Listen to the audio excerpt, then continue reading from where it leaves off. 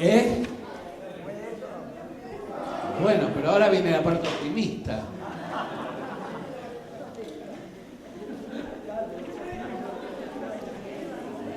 Sí. Ahora viene la parte optimista.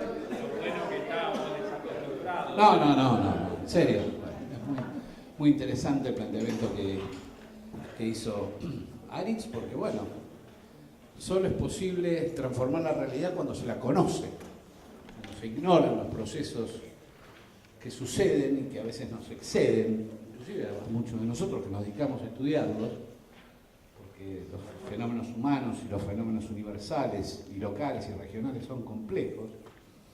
Recién explicaba un gran pensador boliviano que estuvo acá invitado hoy, Moani.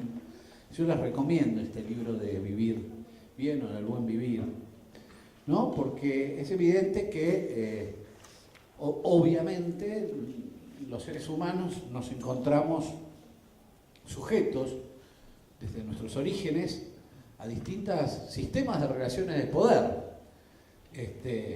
Y generalmente las relaciones de poder son asimétricas, es decir, hay alguien que lo ejerce y alguien que lo soporta, ¿no? Y las relaciones de poder no solamente se manifiestan a través, obviamente, de los procesos de acumulación capitalista o de la creación de estados gendarmes o de la creación de complejos militares, sino también a partir de un espacio que es la conquista en el mundo de las ideas, en el mundo del pensamiento, ¿no? Recién Mamani decía con mucha fortaleza, decía, bueno, durante mucho tiempo, durante siglos, los americanos pensamos, en vez de pensar en nosotros mismos, pensamos mucho en el otro. Pero no solamente pensamos mucho en el otro, sino casi pensamos como el otro, ¿no? Cuando en realidad, digamos, el pensamiento, la acción de reflexionar que es la acción de conectarte, de observar al otro como sujeto, pero también al cosmos que nos rodea como sujeto, es una acción que se produce en un tiempo y un lugar determinado. Nosotros somos, en cierto sentido, hijos de una tradición de pensamiento que tuvo que ver con los distintos procesos de conquista y colonización, que fueron naturales durante mucho tiempo y siguen lo siendo, pero generalmente esas conquistas y colonizaciones eran vistas como acciones militares o acciones económicas, y por ahí la más importante de esas acciones tiene que ver con las cuestiones culturales, digamos, porque culturales en el amplio sentido de la palabra, no hablo de la cultura popular, sino hablo de la cultura en general como la capacidad de crear y producir productos materiales y simbólicos. Todos los seres humanos pensamos, pero lo que de alguna manera nos hicieron creer durante mucho tiempo, y sobre todo a partir del surgimiento del racionalismo, era la idea que la razón, digamos, es capaz de captar, ¿no?, de entender procesos universales, que existen procesos universales, que todas las sociedades, ¿no?, de alguna manera tienen características o fenómenos similares y que de alguna manera la razón es capaz de dar cuenta de esos procesos, de describirlos y obviamente después de transmitirlos. Esa creencia que proviene de una matriz que primero se llamó iluminismo y después racionalismo, el siglo de las luces se lo conoció en Europa, después el racionalismo y por último el positivismo, que creo que fue de alguna manera la ideología de Estado a partir de la cual se fundó el Estado argentino, o sea, después de las guerras civiles, el positivismo filosófico, que después lo voy a explicar en forma simple para que todos los entendamos, se constituyó en una ideología de Estado, hegemónica. Lo que quiero decir con esto es que lo que primero tenemos que desaprender, ¿no?, como decía Jauretche, es esa idea de que el pensamiento es naturalmente, que el pensamiento es naturalmente universal, en el sentido de que existen procesos sociales y políticos y económicos y culturales universales que tienden hacia la homogeneización de todo el planeta bajo unas mismas sistemas de creencias, unos mismos sistemas ideológicos y conceptuales, y que eso es una cuestión falsa. Los seres humanos pensamos en un lugar y en un tiempo determinado. Y pensamos además de acuerdo de las determinaciones que nos fijan no solamente nuestra propia cotidianidad, nuestra vida cotidiana, sino además nuestras propias tradiciones, pero además nuestro ecosistema. El ecosistema geográfico, físico, natural, determina también nuestras formas de pensar y de actuar. En ese sentido, en América Latina especialmente, se fue desarrollando con el tiempo una matriz de pensamiento, ¿no? Que es natural que esto se produzca. Una matriz de pensamiento que es bastante compleja, pero que ha tenido una característica, creo que vital y de suma importancia para todos nosotros, que es una matriz de pensamiento que de alguna manera influyó fuertemente sobre distintos procesos políticos, culturales y sociales, no solamente en nuestro país, sino en toda América. El pensamiento latinoamericano expresa genéricamente una matriz de reflexión con contenidos originales emergidos de nuestro continente. ¿Esto qué quiere decir? Que nosotros fuimos desarrollándonos a partir de nuestra historia como una sociedad inmersa en un sistema de relaciones sociales, culturales, ecológicas determinados que fueron determinando una propia forma de pensar.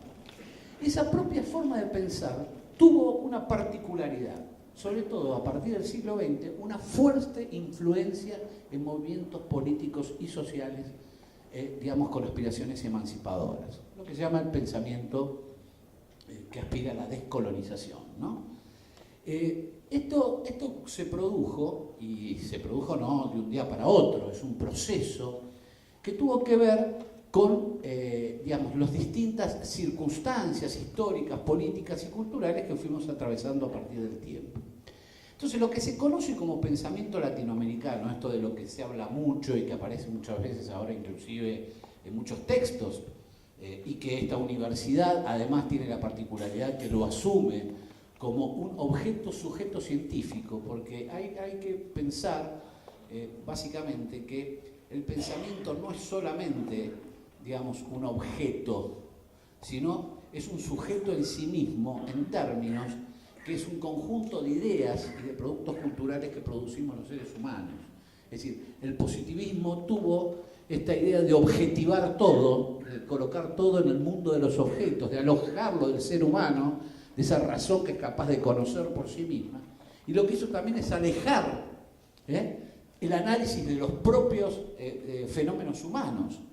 El positivismo quiso objetivizar la realidad cuando la posibilidad, o mejor dicho, para el ser humano es imposible, digamos, colocarse en una posición objetiva porque somos evidentemente sujetos que estamos ciertamente prisioneros de esa subjetividad, pero no en una prisión vinculada a la idea de la cárcel, sino a la serie de determinaciones que tenemos nosotros para mirar nuestro entorno, para mirar nuestra realidad. El pensamiento latinoamericano entonces expresa, para que tengan una idea general, una corriente, una matriz de pensamiento que ha convivido con otras, claro que ha convivido con otras, no es la única, pero sí la original. Es decir, la originalidad en el pensamiento en América Latina, de alguna manera, fue construida a partir del desarrollo de una corriente de pensamiento que se conoce como, por ahora, porque también hay una discusión siempre sobre los nombres, como pensamiento latinoamericano, pensamiento indo-iberoamericano, pensamiento indoamericano, es decir, una serie de términos que se siguen discutiendo, pero se conoce tradicionalmente como pensamiento latinoamericano. Y en la Argentina, esa forma de pensamiento, esa modalidad de pensamiento, asumió un nombre específico, diferenciado, que fue el pensamiento nacional.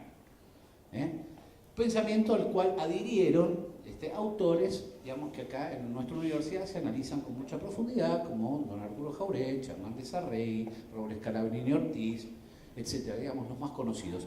Solo hace falta recorrer, digamos, los pabellones de la universidad y leer sus nombres para ver a quiénes nos estamos refiriendo. Por eso no voy a tratar de enumerar la cantidad de autores que se inscribieron en esta corriente, pero sí anunciarles que sí fue la corriente de pensamiento más prolífica en la Argentina durante el siglo XX. Más de 11.000 libros publicados por esta corriente, sin contar revistas, textos y otras formas de divulgación de pensamiento. Es decir, que paradójicamente es la corriente más fructífera, más productiva en términos de desarrollo del pensamiento que hubo en nuestro país, especialmente durante el siglo XX. Y cuando hablamos de pensamiento no hablamos solamente de sociología, de política, etcétera, sino hablamos de todos los problemas que atañen, digamos, al ser humano en comunidad. Es decir, así como una expresión del pensamiento nacional en lo que podría decirse la sociología criolla, dicen algunos, o la psicología social criolla que desarrolló Jauretche, así como un pensamiento económico que desarrollaron hombres como Martini, Ante Fragueiro o Scalabrini Ortiz. También hubo un pensamiento jurídico, ¿no? Como el que desarrolló Sampay o el que desarrolló Cosio, inclusive, discutiendo con Europa, digamos, el derecho. Es decir, América Latina, digamos, empezó hace un tiempo, coincidente con su propio proceso de descolonización, un proceso también de descolonización cultural, que es lento, ¿no? Que es muy lento, y que requiere un proceso no solamente de aceptación por parte de la sociedad de que este pensamiento existe, porque desde chicos nos enseñaron que el pensamiento es naturalmente universal, nos enseñaron que ciertas cosas se producen en todo el mundo, que el mercado es natural en todo el mundo, que el funcionamiento de ciertas leyes de la economía y que la mano invisible del mercado acomoda la economía, ciertos preceptos, que el Estado es mal administrador, que los seres humanos somos seres que vivimos a partir de un contrato social, o sea que no somos seres sociales, que no nos esencializamos en sociedad, sino que somos esenciales por naturaleza, pero nos constituimos como seres humanos a partir de un pacto,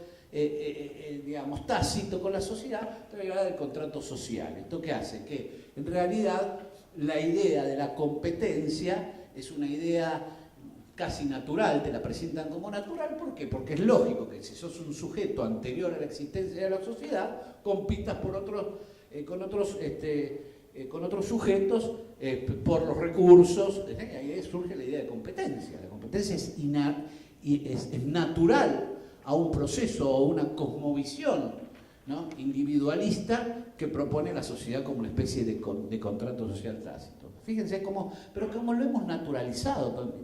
Y no solamente hemos naturalizado esas ideas, sino también naturalizado las prácticas. A veces nosotros mismos, sin darnos cuenta, repetimos, digamos, ciertas de estas afirmaciones como si fueran fenómenos universales, ¿no? Se habla de la globalización, por ejemplo, ¿no? Como si existiera ese proceso en tanto un fenómeno del ser humano que tiende cada vez más a la ruptura de los espacios particulares y a la unificación de las ideas, de los conceptos y de los procesos económicos. Una cosa absolutamente absurda, que inclusive va contra la misma naturaleza, porque justamente la naturaleza crece a partir de la diversidad, no de la homogeneidad. En los procesos naturales, todo organismo que tiende a la homogeneización tiende a la muerte. La diversidad es la que produce el surgimiento de nuevos procesos, tanto naturales como culturales, que alimentan y retroalimentan la generación, inclusive hasta del surgimiento de nuevas especies o de nuevas formas étnicas, inclusive también ha sucedido en algún tiempo pasado. Entonces, para entender la diferencia, no hay diferencia entre el pensamiento nacional y latinoamericano en términos de las razones que le dieron origen, sino más bien en que el pensamiento nacional, que los pensadores nacionales se autodefinieron de esa forma. ¿Por qué se autodefinieron de esa forma? ¿Por qué se llamaron nacionales? Porque podrían haberse autodefinido como pensadores latinoamericanistas o latinoamericanos. En primer lugar, obviamente, porque el cenit del proceso, digamos, de desarrollo fuerte del pensamiento nacional se produce en un momento donde la figura o la idea del Estado-Nación era muy fuerte, ¿no? Y sobre todo en una etapa donde la Argentina vivía sujeta a un régimen semicolonial, digamos, respecto a Inglaterra, que en ese momento era la metrópoli que absorbía, digamos, las riquezas del país. Esta universidad básicamente es testigo de esa época. Estos edificios de origen inglés de alguna manera todavía representan, digamos, esa antigua ocupación tácita que no inglesa, que no solamente se refería a la construcción de un sistema ferroviario que estaba directamente dirigido hacia el puerto. Fíjense que uno de los grandes logros de Calabrigo Ortiz es demostrar cómo el servicio, cómo el sistema ferroviario no estaba de alguna manera puesto al servicio, digamos, del desarrollo y de la interconexión del país, sino al servicio de un transporte de mercaderías hacia la metrópoli y luego de incorporación de mercaderías importadas hacia lo que mal se conoce como interior del país, ¿no? ¿Qué dice pensamiento nacional? ¿Por qué pensadores y no intelectuales? En primer lugar, se negaron a utilizar el mote de intelectuales. ¿Por qué? Porque la palabra intelectual, ya en aquellos tiempos, estaba asociada a un prototipo, a un estereotipo también lo podemos llamar, de individuo, hombre o mujer, que de alguna manera desarrollaba una carrera académica o profesional, pero con el objetivo, de alguna manera, de, destacarse, con un objetivo individualista en términos de tener éxito, de lograr su éxito personal, de lograr su desarrollo personal, de lograr su crecimiento económico, de lograr un ascenso social, etc. Estaba muy asociado a la idea del individuo pensante, muy clásico del individualismo filosófico, contractualista, es clarísimo. En cambio, ellos se niegan. Yo creo que Jauretche alguna vez inclusive se ha peleado fuertemente a su manera con algún periodista que bueno, usted como intelectual, ¿no? Yo no soy un intelectual. En primer lugar, porque, digamos, mis desarrollos, mis escritos, no apuntan a mi éxito editorial personal, ni a convertirme, digamos, en una personalidad exitosa en el campo de las ideas, sino que muy por el contrario, las ideas básicamente de los pensadores nacionales partían de una idea orgánica de la sociedad. Esta idea de que el ser humano es naturalmente un sujeto colectivo. Es decir, y que de alguna manera el rol del profesional o del intelectual o de aquel hombre o mujer que se dedicaba al mundo de las ciencias presupone, entre otras cosas, un compromiso, digamos, con la sociedad a la cual pertenece. Es decir, parte de un concepto orgánico de sociedad, no necesariamente organicista, que sería mecanicista, ¿no? Tipo robot, no, sino orgánico. Y eso fue expresado por Perón básicamente en una frase muy conocida, digamos, no hay ser humano, no es posible la realización del ser humano en una sociedad que no se realiza. O sea que la realización individual está sujeta a la realización colectiva. ¿Me entienden por qué se llaman pensadores y no intelectuales?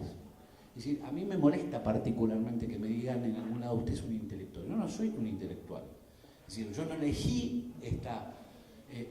yo ni siquiera diría esta profesión, porque fue prácticamente hasta, digamos, yo diría, digamos, yo tuve una elección de vida, digamos, que me colocó ante una serie de maestros que me fueron transmitiendo todas las enseñanzas. Yo me formé en el pensamiento nacional en forma discipular, pero claramente partiendo de esta base de que, digamos, mi compromiso es con la sociedad y sobre todo con una sociedad que vivía, digamos, una etapa de colonización cultural y económica extraordinaria como fue las primeras décadas, que empezó antes, pero que se vivía en las décadas del 30 y que de alguna manera, digamos, donde circulaba una autoconciencia que, si bien la Argentina tenía una serie de instituciones que funcionaban casi normalmente, digamos, el producido por el país no nos pertenecía, digamos, ¿no? esta idea de que, digamos, amén de esta idea orgánica de la sociedad, se coloca además o aparece también el tema de la colonialidad, es decir, de la dependencia. Por eso la consigna del 17 de octubre va a ser patria sí, colonia no.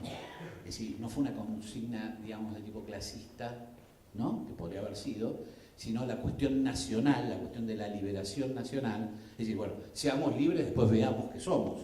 Pero para poder decidir lo que somos, como comunidad, primero tenemos que ser libres. Es decir, entonces, no hay posibilidad de realización o de discusión sobre qué destino adoptamos si no somos libres. Es como cualquier ser humano. Si la libertad es el presupuesto esencial para poder tomar una decisión.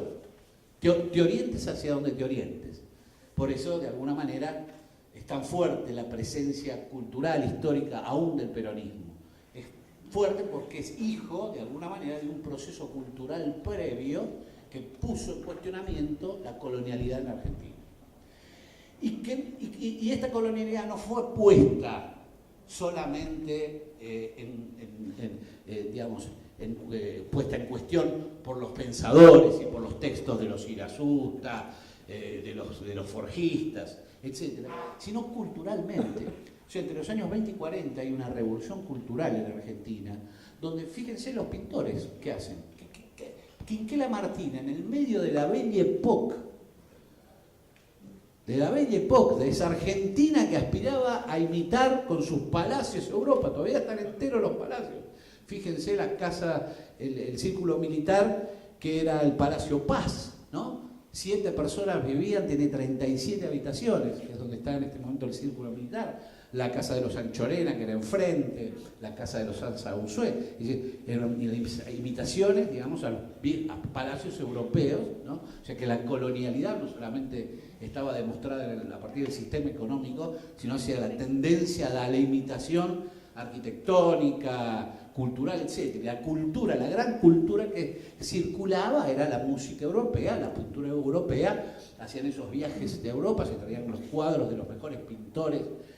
Por eso en Argentina hay tanta cantidad de cuadros valiosos de pintores, ¿no? Se asociaba, digamos, ¿no? Y es interesante esta parte porque ¿cómo reaccionan estos muchachos, esta generación del 20, del 30? Bueno, generando una contracultura donde, por ejemplo, Quinquela Martín empieza, digamos, a pintar al estibador del puerto. Un escándalo. Los primeros cuadros de Quinquela Martín fueron, digamos, tachados de vulgares y de absurdos. Imagínense que su musa inspiradora era un obrero portuario cargando bolsas.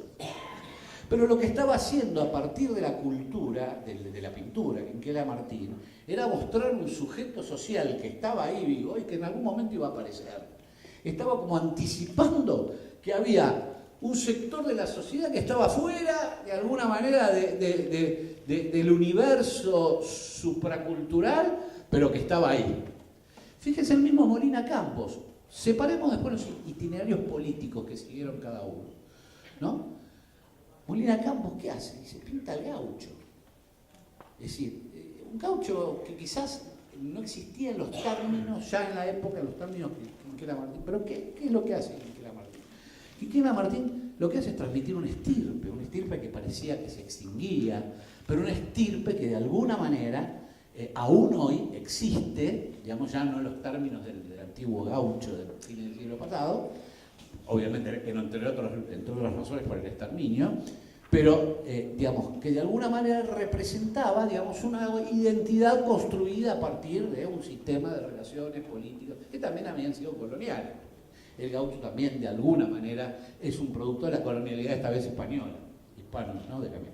Bueno, empiezan a surgir las primeras fuerzas, las orquestas de tango. Los jóvenes, hombres y mujeres de la literatura, se autodefinen como martinfierristas, o sea, Borges, Marechal, Escalabrino Ortiz, se definen como martinfierristas, eligen para autodefinirse como grupo el nombre de un gaucho matrero, un escándalo absoluto, ¿se imaginan? Para las élites del momento que sus jóvenes promesas literarias armaran un grupo y se pusieran como nombre como representación un gaucho matrero. La filosofía, también preguntándose qué era la Argentina. Es decir, hay toda una corriente en los años 20, 25 que se pregunta ¿qué es este país? O ¿cómo se está constituyendo un país donde, digamos, a ese mundo hispano-indo-criollo se le agrega una gran inmigración que empieza a trastocar también todos los viejos, antiguos esquemas del orden? Es decir, fíjense que es una generación que es transicional y que justo va a estar cerca de la última gran corriente inmigratoria, que va a ser en los años 40. La pintura, todo lo que se les ocurra. Empiezan a surgir las orquestas de tango, empiezan a surgir los discépolos, tanto los hermanos discépolos, el teatro costumbrista, es decir, toda una serie de digamos, reacciones culturales tendientes de alguna manera a tratar de describir, ¿no?, a partir de la cultura lo que ellos sentían o pensaban que era o que debía ser la Argentina. O sea, hay una revolución que precede al primer peronismo, que se estudia muy poco, es una revolución cultural que es extraordinaria y que se da en todos los campos, en el campo del derecho, en el campo de la arquitectura, en el campo de la medicina, de ahí va a surgir Carrillo, por ejemplo, y la idea, la ruptura con la idea, digamos, el surgimiento del sanitarismo como contraprestación a la dualidad europea enfermedad-sanidad. ¿No? Acá tenemos que luchar por la salud, no para curar los enfermos, sino tenemos que... Es decir, hay una ruptura epistemológica, si quieren llamarla, con todas las formas y los modos y los métodos, inclusive una profunda reacción antipositivista. Es decir, el positivismo científico, cientificista, que había sido la cosmovisión hegemónica del Estado, para el cual se crea el Estado. Porque recordemos que nuestro Estado se crea para civilizar. Por eso civilización o barbarie. Es decir, nosotros tenemos un texto constitucional que es producto de una guerra civil, donde se crea una norma jurídica de derecho positivo que intenta modificar una realidad. Es decir, que descarta la idea de un anterior y piensa hacia el futuro, que es muy típico del positivismo, orden y progreso.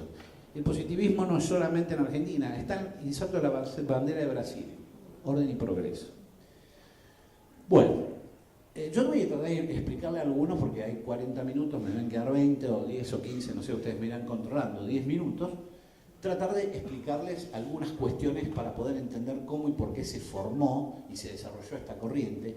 Y además, por qué esta corriente tuvo tanta influencia, porque lo más interesante de todo esto es que esta corriente de pensamiento que no es homogénea, que tiene obviamente autores diversos, algunos provienen de los sectores de izquierda, otros del socialcristianismo, otros de versiones, distintas versiones o distintas matrices de pensamiento, confluyen, digamos, en un campo, digamos, de abordaje en donde se coincide la idea de la colonialidad y la necesidad de la liberación como proceso previo para el vivir bien, diríamos en términos de más o menos.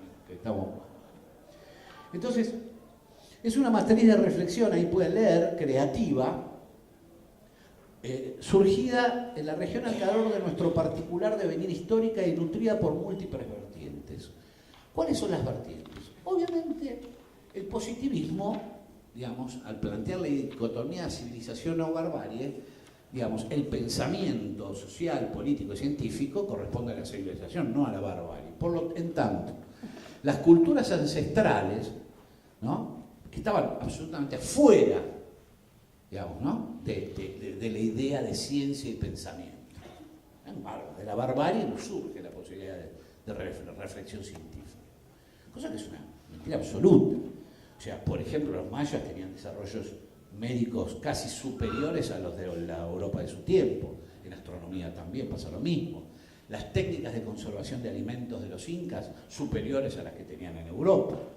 Es decir, los desarrollos en ingeniería, las universidades, los incas tenían universidades, no como las conocemos nosotros bajo el sistema de claustro,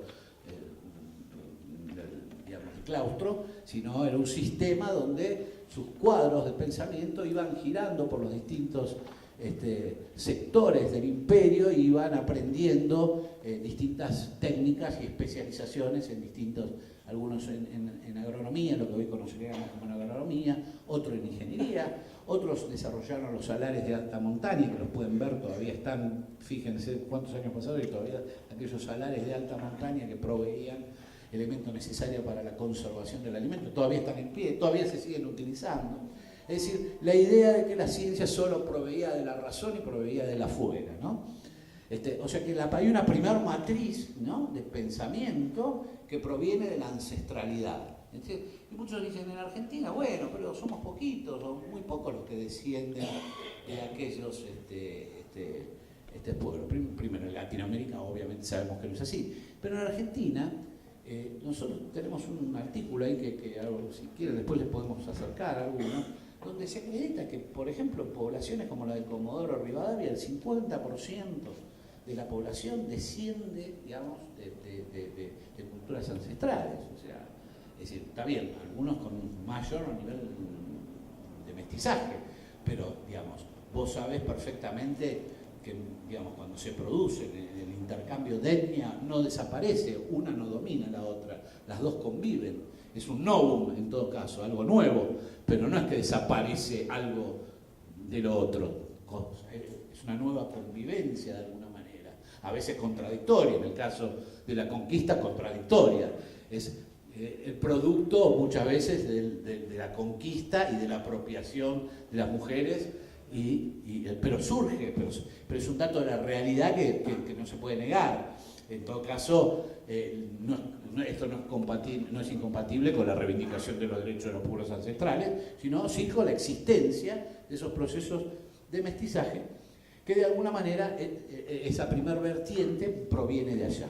Aunque no lo sepamos, muchas de nuestras costumbres, parte de nuestra idiosincrasia, proviene de esa ancestralidad. Y por eso les recomiendo leer a Kusch, para que veamos. Kusch es un gran autor que te enseña que muchos de nosotros que pensamos que no tenemos nada que ver con esa historia, tenemos prácticas y costumbres que las heredamos porque América te fagocita en ese sentido, te incorpora. Esa cosa que sentimos a veces de tanto apego tiene que ver con que, bueno, América te fagocita, entre ellos te incorpora costumbres, ¿no?, que vos no sabés de dónde vienen y que ni siquiera vienen de las tradiciones familiares de muchos de nosotros que provienen de Italia, España. Es decir, hay una idea, esa idea de América como que te fagocita, es muy interesante en el sentido no de que te traga, ¿no?, sino que te incorpora un nuevo cuerpo, ¿no? Fagocitar significa no eliminar, sino incorporar, no masticar y escupir, sino incorporar al organismo.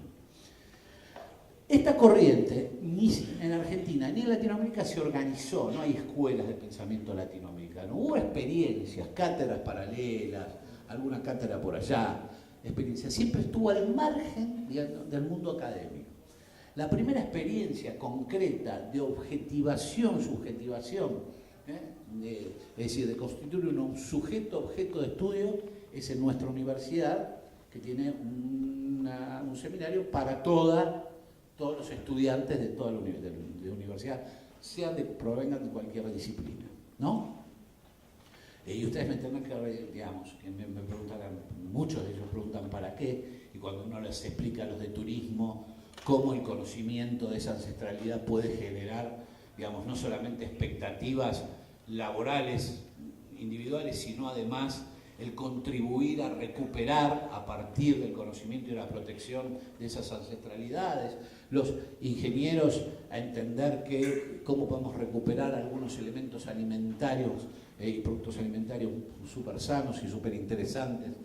Es decir, hay una serie de elementos que nosotros tenemos que tener en cuenta en ese sentido. Obviamente se incorporó lo hispano por conquista. Estamos hablando de un idioma que, bueno, es producto de la conquista. Lo hispano incorporó, obviamente, elementos de fuerte presencia, pero evidentemente esos dos elementos, lo hispano con lo ancestral, se mezclaron, ¿no? Y generaron procesos como el sincretismo, es decir, estas ideas sincréticas, estas mezclas, ¿no? aparecen el Gauchito Gil, la difunta Correa, estas ideas, ¿no?, de sincretismo, de unión, ¿no?, que obviamente no fue voluntaria, pero que de alguna manera genera productos culturales o procesos culturales nuevos o novedosos. El desarrollo fue paracadémico. No hubo, las universidades le dieron la espalda a esta corriente de pensamiento durante años, salvo algunas experiencias, las cátedras nacionales, la década del 70, etcétera. No hay antecedentes de la curricularización de este pensamiento, salvo en nuestra universidad.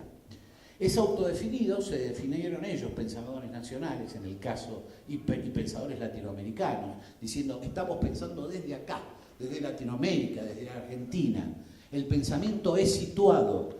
El pensamiento es no debe tender a universalizar. En todo caso, lo que hacemos cuando pensamos, porque todos los seres humanos piensan sobre la muerte, la vida, la trascendencia, etcétera, ¿no?, pero desde los propios ojos. No es la misma la visión de la muerte que tienen los cristianos, que la visión de la muerte que tienen los incas, que la visión de la muerte que tienen los mapuches, que tienen los chinos. Es decir, y esas ideas, o esos conceptos de ideas sobre la muerte, sobre la trascendencia, sobre la no trascendencia, sobre la vida, sobre la transmutación de las almas, etc., eso determina también formas de pensar en lo social, en lo económico, en lo político, etc., que son diferentes.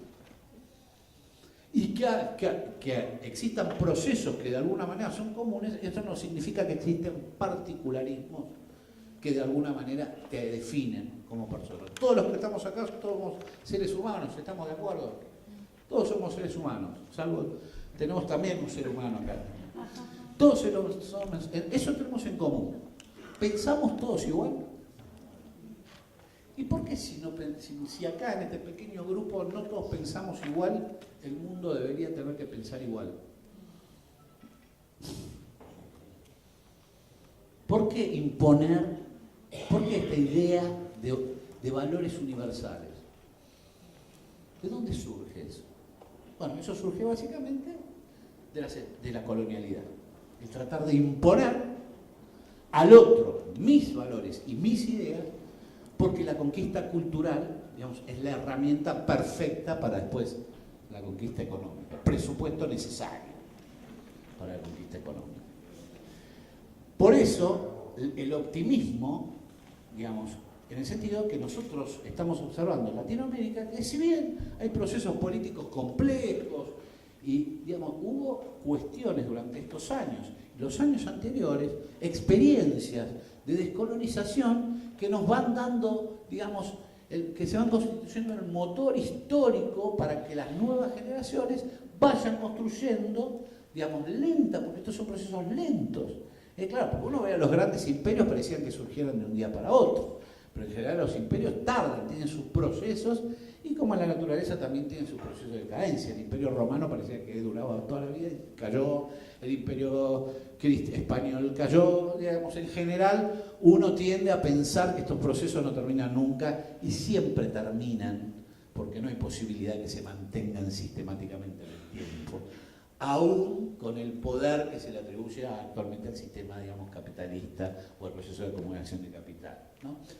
Es heterodoxo, es mestizo. En particular, en la Argentina es mestizo en el sentido de que este proceso de sincretismo se dio muy fuertemente a partir de no solamente el cruce de civilizaciones, porque, ojo, cuando hablamos del mundo prehispánico o del mundo de las culturas nativas, estamos hablando de civilizaciones. Hay que terminar con esta idea de que no eran civilizaciones. Eran civilizaciones. Tenían ciencia, estructuras, políticas sociales, instituciones, tenían todas las características de cualquier otra civilización, ¿no? Medicina, y sin embargo, a veces parece que no. Eso fue un choque de civilización. Y después la incorporación de todo el sistema migratorio, que también incorporó fenómenos a nuestro país, que fueron comunicándose, ¿no?, que fueron estableciéndose, que fueron mezclándose y que fueron generando y aportando ideas, conceptos, formas culturales, creencias, hasta mitos inclusive, ¿no? Entonces, por eso le hablamos de mestizo, más bien yo diría sincrético, porque el mestizo nos referiría más a una cuestión, digamos, étnica, y lo que hablamos nosotros acá es básicamente del pensamiento, que es un fenómeno de tipo cultural. En nuestro país, particularmente, influyó en el irigoyenismo y el peronismo fuertemente esta corriente, y otras expresiones, ¿no?, como el aprismo en Perú, el varguismo en Brasil, y hoy, digamos, todo lo que significa la filosofía de andina, que expresó muy bien Mamani.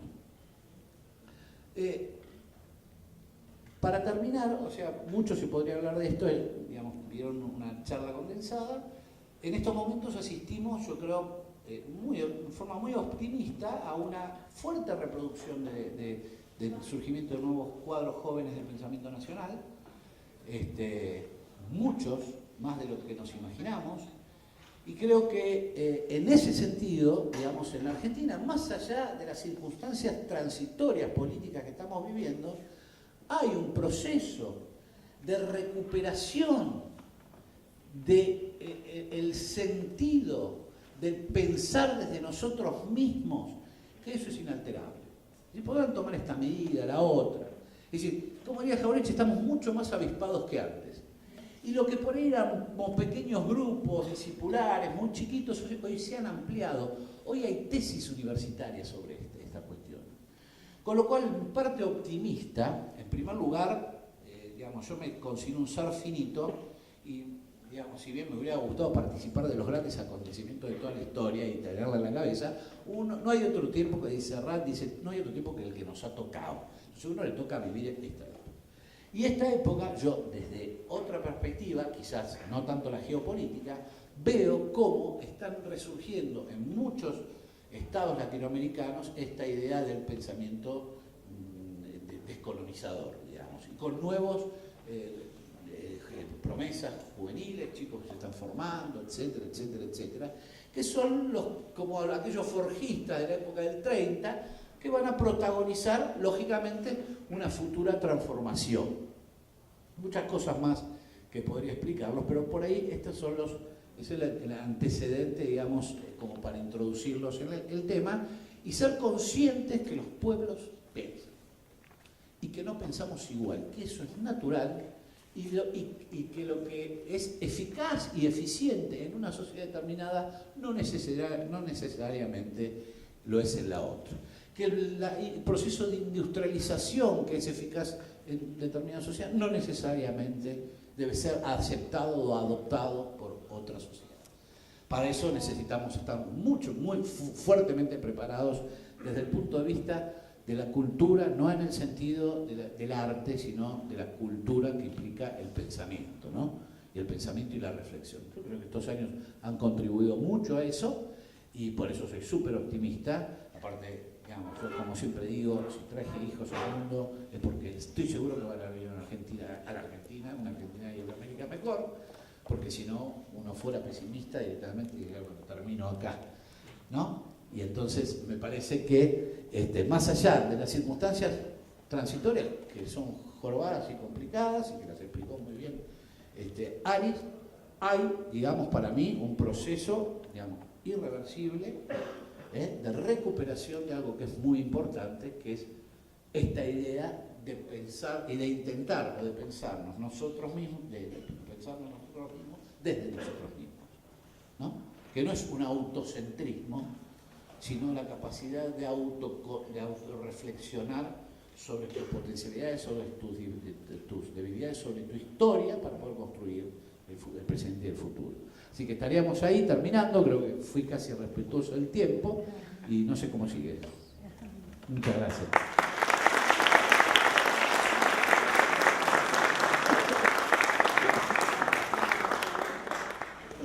Bueno, ahora seguimos así. Vamos a tomar algunas preguntas, les pedimos que sean preguntas concretas y que se puedan responder en este espacio. De todos modos vamos a tomar un par, seguramente hay muchas más.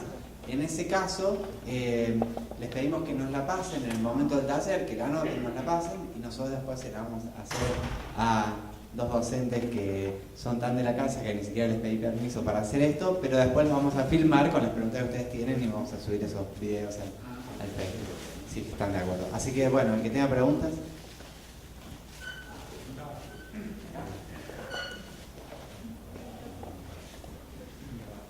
Hay una parte en letras chiquitas que dice: el gran dato de los últimos años es la modificación del accionar del Vaticano. ¿A qué se refiere?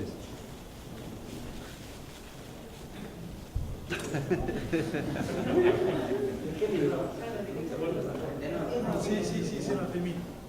Sí, es mía. Sí, cuando el principal continente católico es Latinoamérica, el mundo. O sea, el mundo tiene diversas religiones, el catolicismo es una, hay otras. Y dentro de la religión católica, una de las principales continentes en términos poblacionales detractores de esa religión es el catolicismo. El Vaticano es un país, políticamente es un país, que está radicado en otro país que es Italia. Y es un país que tiene estructuras económicas y tiene mucha influencia política. O sea, más allá de la cuestión religiosa, es una organización de poder. Hoy se dio un hecho inédito en términos civilizatorios, que es en la conducción del Vaticano, o sea, de ese poder político que está a la cabeza de una religión mayoritaria en América Latina, y un argentino con concepciones sociales y políticas sumamente avanzadas para este mundo.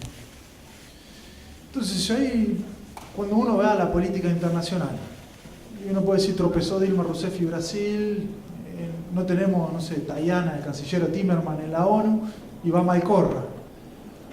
Ahora, en la agenda de discusión de la política internacional está el Papa Francisco, y que innegablemente en buena medida su planteo de la relación con la naturaleza, de la relación entre el hombre, la economía y la justicia social, entre la paz y la guerra en el mundo, me parece que es un tipo que realmente está marcando una tendencia contraria a lo que es la posición hegemónica de los Estados Unidos y de Europa pisoteada por dos potencias, Alemania y Francia. Entonces me parece que es un dato que destaco ahí porque es sumamente relevante. Digo, no es simplemente un tema de religión, sino un tema de política. Creo que hoy el Papa Francisco, me animo a decirlo, de los pocos líderes mundiales, en un estado muy chiquito geográficamente, pero muy poderoso en términos culturales y financieros incluso, está planteando una crítica al sistema neoliberal.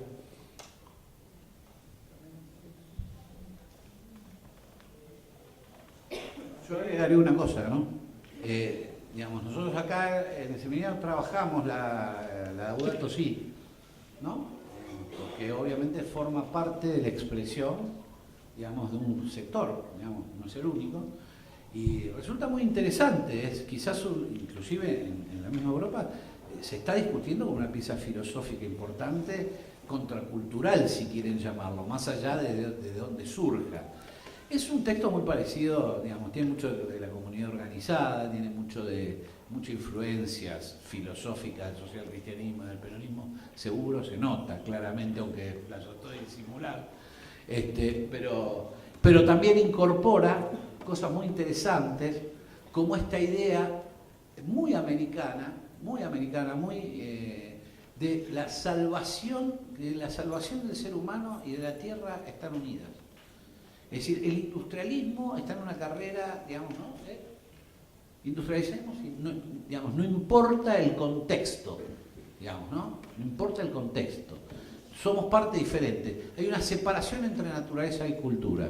Y quizá lo importante de esta encíclica es que la primera vez que se asocia, porque se acuerda que hay un principio cristiano que dice a los seres humanos y dominar la tierra, ¿no? Esa idea rompe con esa idea de dominio y de superioridad antropocéntrica que tenía, digamos, el viejo cristianismo, y empieza a plantear la idea de la vida como una integración esencial, ¿no? Como se decía, bueno, la tierra puede vivir sin nosotros, ahora nosotros sin la tierra no podemos vivir, ¿no? Entonces tenemos que empezar a pensar estratégicamente porque evidentemente este proceso de industrialización descontrolada nos está llevando a la destrucción de la base misma de nuestra propia existencia.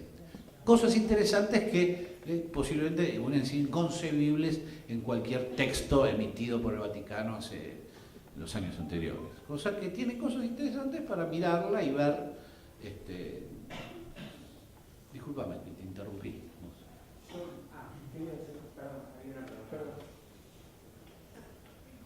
Hola, para vos, para Alice. Nos dejaste medio en tu final terrible.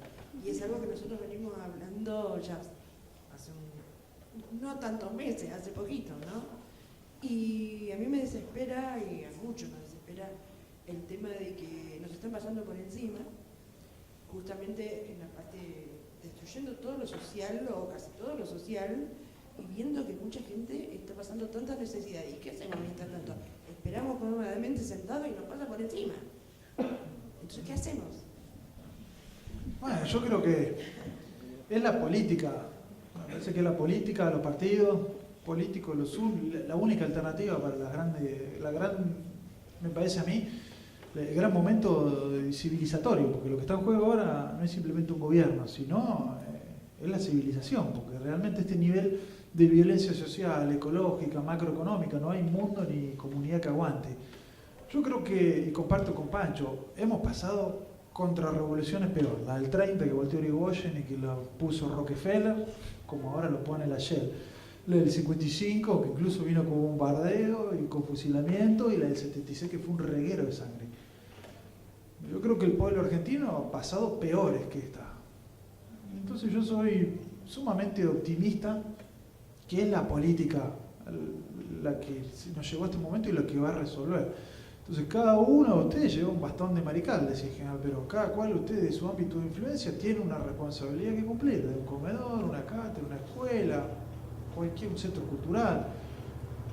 Entonces digo, yo no me parece que no tengo una solución mágica, lo que sí yo creo que en la política, insisto, y hemos pasado por mucho peores, y un proceso muy profundo que comparto con Pancho, no se van a ir así nomás. Yo creo que nos agarra este esquema que ya lo vimos en el 89, pero la diferencia es que creo que esta sociedad está mucho más politizada, veo mucho más organización, además lo que hizo Pancho en términos culturales, y lo ves en las pintadas, en las movilizaciones. Entonces yo soy optimista, pero insisto, hay un solo camino para mí, que es la política. Si hay alguien que va a resolver esto, es la política. Entonces cada uno de nosotros sabrá de su lugar. Ahora, lo que sí digo, no se trata de asustar, sino de concientizar que del otro lado está el poder económico, que tiene poder mediático y judicial, y no es broma. Yo creo que si nosotros hubiéramos tenido esta conciencia en las elecciones pasadas, hoy Scioli sería presidente. Pero creo que muchos compañeros subestimamos lo que estaba pasando, yo qué sé. Me parece que no hubo conciencia, yo sé que la unidad, además de conciencia, explica un montón de cosas, pero me parece que es la política, conciencia, humildad. Yo sé lo que creo que hay que ir hacia la unidad. Yo creo que con el kirchnerismo solo no alcanza, con el pejotismo solo no alcanza, con la CGT solo no alcanza. Yo creo que esta derecha se va a ir no solo con un paro de ATI, sino con un paro de transporte. Entonces yo sé lo que creo que hay que trabajar. Algunos lo harán del PJ, otros de la CGT, otros del kirchnerismo y otros de otro lado, de la izquierda, no importa. Ahora es, insisto, militancia, conciencia y unidad. Si nosotros llegamos de acá a 4 años con esta agenda y volvemos al gobierno, yo no estoy convencido de eso. Difícil. O fácil. Fácil, ¿bien? No va a ser fácil. ¿Saben por qué? Porque yo creo que la Constitución sabe por qué se creo que mi vuelvo a poner. Ya los arrepentidos. Y ya los está viendo y yo lo vi. Los arrepentidos. Porque ellos querían un cambio. No sabían que era el cambio. Ellos creían que iban, o sea, hasta ahora estuvimos bien, pero queremos mejorar las cosas que se hicieron mal. Entonces, inculcarles a ellos que ellos van a cambiar. Eso es lo que nos costó. Creo que no lo pudimos hacer, no lo pudimos, o no quisimos, no sé. Porque la última semana nos dimos cuenta de un montón de cosas, antes de las elecciones generales, después de la verdad. Y fue ahí donde se vio bien claro el panorama. Pero tuvo que salir la militancia a hablar. Yo creo que los dirigentes no estuvieron a la altura de las circunstancias.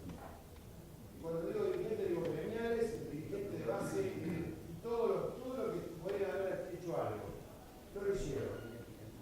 Y la mitad se salió por lo menos a defender hasta el 49% de eso. Y los otros que creyeron que iban a cambiar para mejorar, no sabían lo que venía. Pero después era una explicación lógica. Pensemos en los chicos que nacieron, digamos, no nacieron, que se criaron en los años 2000 para adelante. Eso no tenían historia. Y eso eran el 35% de los votantes.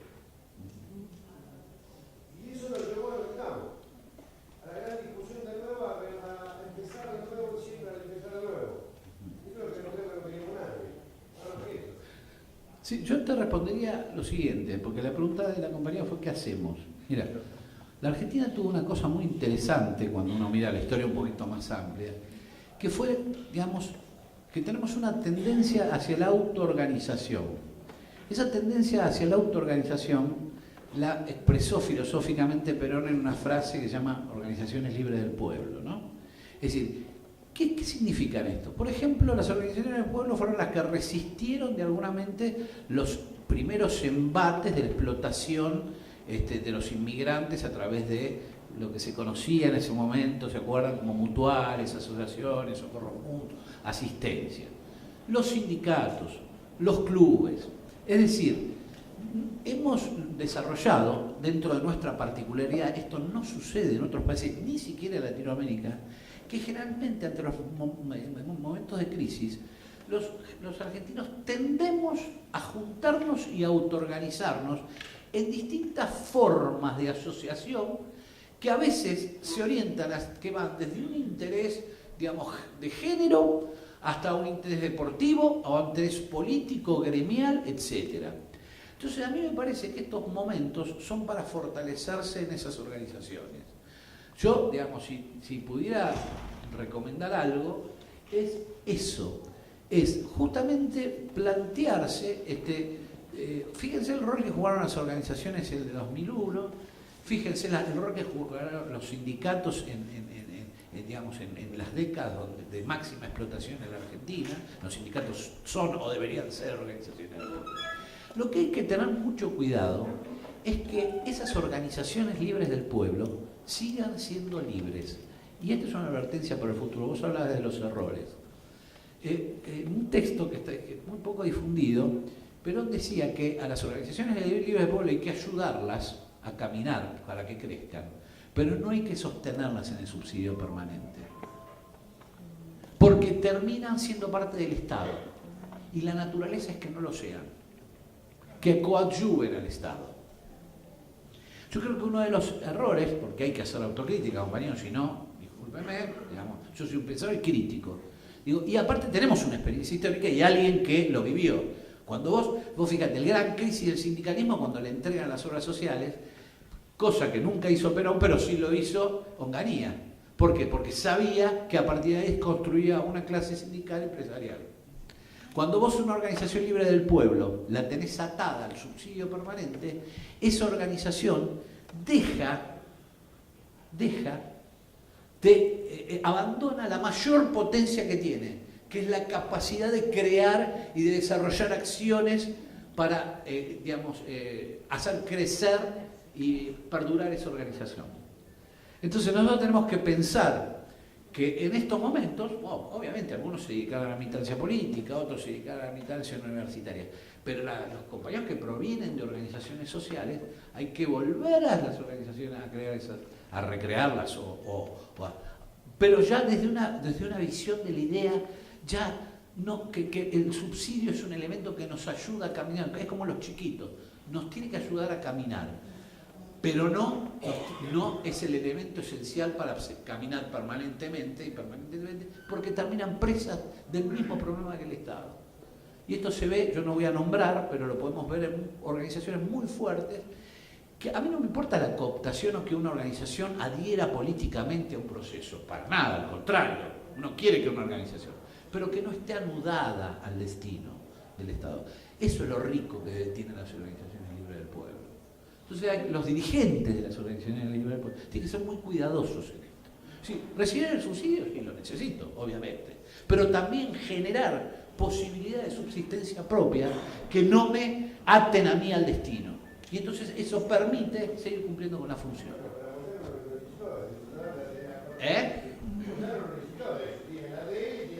Pero por eso yo te dije, el gran problema del sindicalismo es justamente cuando Onganía les entrega las obras sociales. No, yo quería preguntarle su opinión. El Papa siempre dijo que los gobiernos tenían que tratar de tener modelos inclusivos que no dejen afuera ni a los jóvenes ni a los adultos, y que tenían que tener modelos para que haya para toda la población tierra, techo y trabajo. Y quería saber si a usted le parece que el partido judicial, después de la reunión que tuvo el Papa con algunos jueces, esté dividido y algunos tal vez trata de poner un freno a algunas políticas de Macri o a algún ministro como Aranguren. Bueno, acá el compañero Pancho es abogado, puede opinar más que yo. Yo creo que, insisto, el Vaticano es un Estado junto a otros Estados, es un factor de poder contra otros factores de poder, y dentro de la institución Iglesia es muy grande, muy compleja y hay de todo. La institución judicial también hay de todo. Yo creo que innegablemente los trazos generales del sistema judicial es la mal llamada familia judicial, porque en realidad más que una familia, que un vínculo de hermanos, primos, es, vamos a decir, la corporación judicial. Me parece que es hegemónica.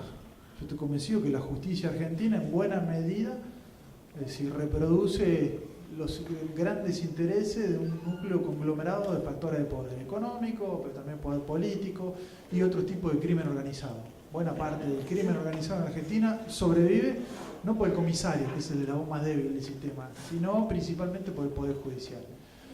Por eso creo que todo lo que pueda hacer Francisco u otros sectores tendrán influencia. Yo también creo, e insisto, el poder judicial es grande y hay distintos sectores, y creo que dentro de la diversidad puede que haya buenos jueces, tipos con buenas intenciones, con buenas prácticas.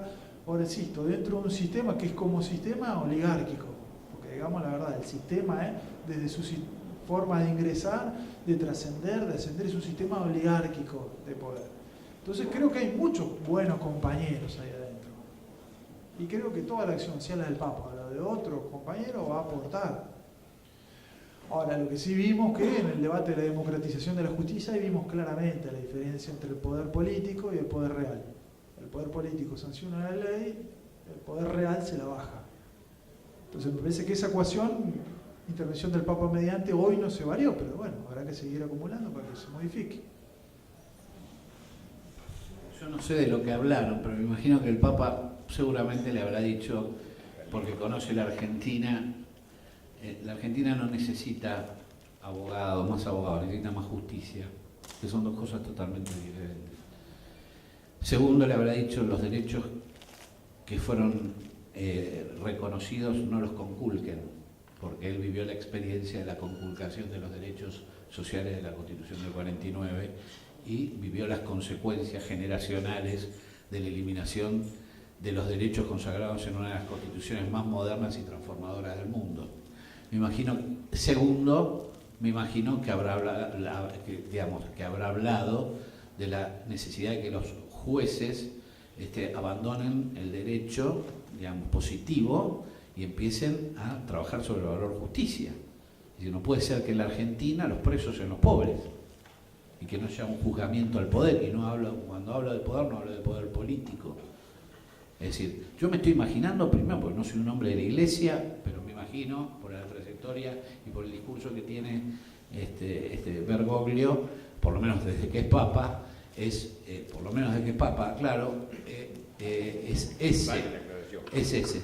Y obviamente también él debe percibir, digamos, que si sigue la conculcación de derechos que ustedes están viviendo en sus barrios y en sus lugares cotidianamente, y lo estamos viviendo todos, que que contribuyan evidentemente a evitar que eso suceda, porque eso va a generar o puede generar, digamos, una convulsión social muy importante. Es decir, que la justicia no es un poder que está aislado de la sociedad, sino es un poder que tiene responsabilidad o corresponsabilidad en las crisis de la justicia. Porque la justicia, digamos, es una función estadual, es una función de administración, digamos, no es un poder, es una función en todo caso, ¿no? Que cumplan esa función, la de que en la Argentina empieza a aparecer la idea de que la justicia es para todos y no para algunos, ¿no?